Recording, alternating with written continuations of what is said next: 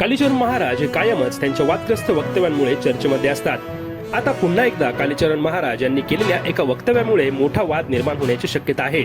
पुणे जिल्ह्यातील दौंड येथे आयोजित हिंदू विराट सभेमध्ये बोलताना कालीचरण महाराज यांनी डॉक्टरांवर गंभीर आरोप केला आहे। डॉक्टरांकडून डिलिव्हरी जिहाद सुरू असल्याचा दावा त्यांनी केला आहे। त्यांच्या वक्तव्यानंतर सामाजिक आणि राजकीय वर्तुळामध्ये खळबळ उडाली असून सोशल मीडियावरही जोरदार चर्चा सुरू झाली आहे। नेहमीप्रमाणे त्यांच्या या विधानामुळे पुन्हा एकदा वातावरण तापण्याची शक्यता व्यक्त केली जात आहे। या सभेमध्ये बोलताना कालीचरण महाराज यांनी असा आरोप केला की हिंदू महिलांमध्ये सिझेरियन डिलिव्हरीचे प्रमाण खूप जास्त आहे, मात्र मुस्लिम महिलांमध्ये ते तुलनेने कमी दिसते। यावरून कालीचरण महाराज यांनी अनेक प्रश्न उपस्थित केले।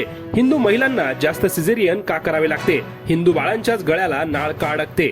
हिंदू धर्मातील मुलंच आडवे कसे जन्माला येतात? असे प्रश्न विचारत कालीचरण महाराज यांनी डॉक्टरांवर आर्थिक फायद्यासाठी सिझेरियन डिलिव्हरी वाढवल्याचा आरोप केला। डॉक्टर जास्त पैसे कमवण्यासाठी हे सर्व करत असल्याचा दावा कालीचरण महाराज यांनी केला।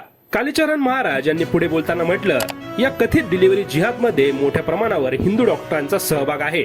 एखाद्या मुलीची पहिली डिलिव्हरी असली की लगेच सिझेरियनचा सल्ला दिला जातो, हे संशयास्पद असल्याचं त्यांनी सांगितलं।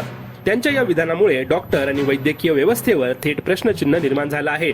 त्यामुळे अनेकांनी या वक्तव्यावर आक्षेप घेतला आहे। दरम्यान कालीचरण महाराजांच्या या वक्तव्याचा व्हिडिओ सोशल मीडियावर मोठ्या प्रमाणामध्ये व्हायरल झाला आहे। काही लोक त्यांच्या दाव्याला समर्थन देत आहेत, तर अनेकांनी त्यांच्या आरोपांचं खंडन केलं आहे। डॉक्टरांविषयी लोकांमध्ये अविश्वास निर्माण होईल अशी भीती व्यक्त केली जात आहे। आता या प्रकरणावर पुढे आणखी प्रतिक्रिया येण्याची शक्यता असून कालीचरण महाराज यांचं हे वक्तव्य पुन्हा एकदा चर्चेचा आणि वादाचा विषय ठरणार आहे।